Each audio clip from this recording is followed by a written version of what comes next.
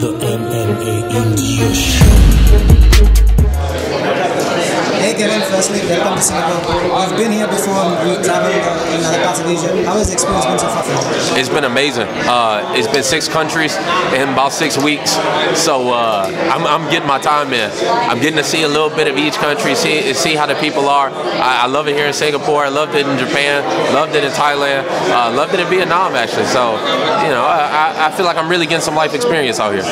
Outstanding. And the lightweight division, it's going through an interesting phase.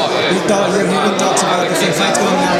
What do you think about the division itself and the rankings that have been going on? I mean, there's a lot of it's muddled right now. We've been saying that like it's three belts right now in between two divisions, and one of the belts, you know, a guy from 170 fought a guy that made his career at 155. I feel like the only you look at that, the only solutions in that is to add another weight class. That's the only options that are left, and that's what I'm looking to do. I think the fight that makes most sense is me and George for that 165-pound title. So once I'm here, once I finish watching UFC Singapore, I'm gonna go back and I'm gonna figure out how to beat George St. Pierre. That's the only thing I got on my mind. Right, and a lot of people have been asking for 165 pounds and 175 pounds because a lot of people are having difficulties making weight. Are you a big proponent of those weight divisions coming in? Yeah, I mean, absolutely. Like I said, there's only been one commission. These commissions don't know what they're doing. There's only been one commission that really studied this weight cutting issue because it is the biggest issue in the sport right now. That's the thing that's going to hold the sport back from kind of catapulting to the next level. And it was the California Commission, and the only thing that they came up with was they approved the 165 and 175-pound division. They didn't add anything else to it. That's the solution that they saw, and that's the solution that needs to be taken.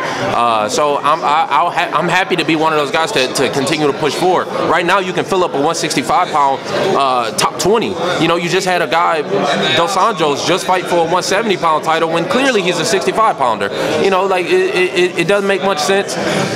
So you know, if I can help push for another division and help clear up some guys, you know, we taking years off our life to do this. We taking years off our career. We're putting on worse fights because of it. Let's do something right. Right. Not just talking about that. CSCC also came up with a 10-point plan that hasn't been implemented yet outside of CSCC. Do you think that needs to happen first in the United States, and all the athletic commissions should come together first?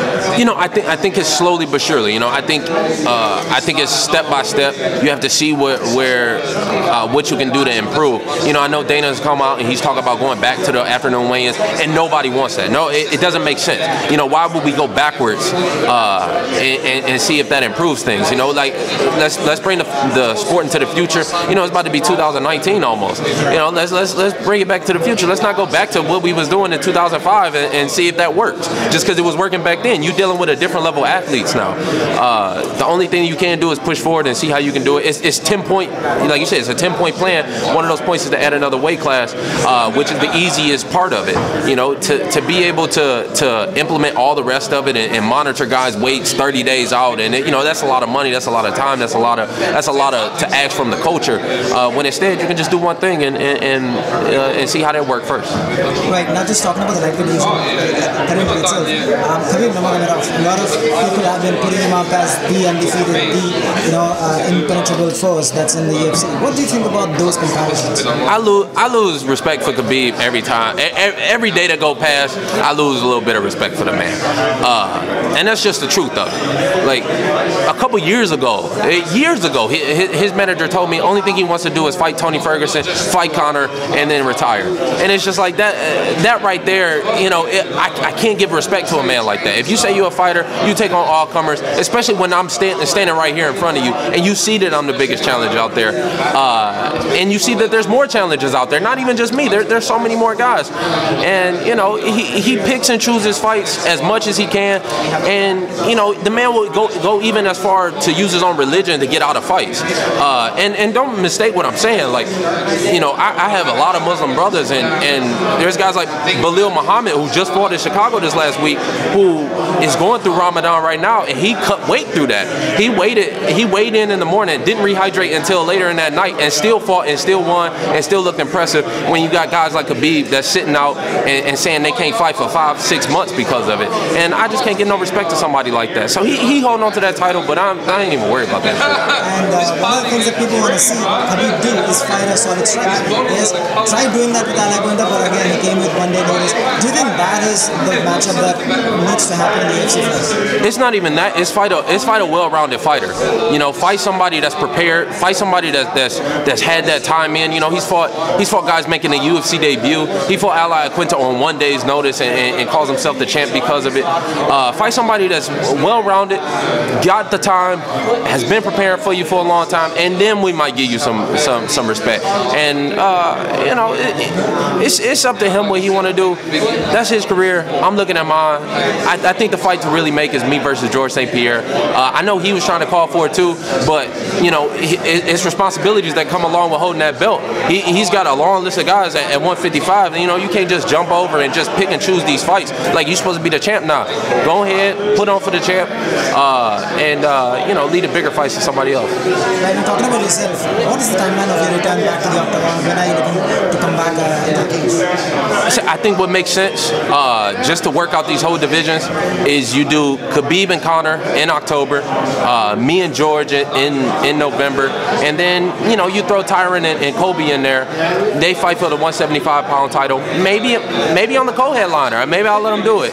But right now, after I'm done watching UFC Singapore, I'm gonna go back and figure out how to beat George St. Pierre, because that's really the only fight that makes sense for either one of us.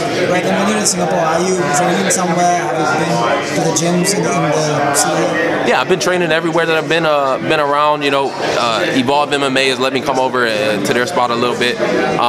But you know, I train little bits and pieces here and there, and you know, I'm trying to add on to my style and take something from everybody, and I feel like I've got to do that in all these countries that I've been in. And you've been to many countries in Asia. With the UFC gym coming now to Singapore, is there a chance that you can come down here and start training here? I like that. You know, I know Singapore is new. Singapore is still building up, and I feel like the UFC is right along with that. I think it makes a lot of sense. I think it makes sense that they keep holding events here. I think the more events and the more exposure that people get to it, the bigger it'll become, and the more you'll see bigger fights here. You know, I would love to fight over in Asia. I mean, there's so many people. There's such a fight culture too. People love it.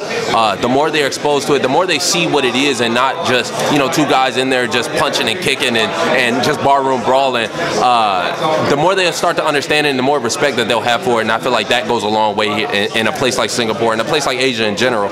You just got to go over and you just got to have the fights, and you just got to have the right fighters to put on for it.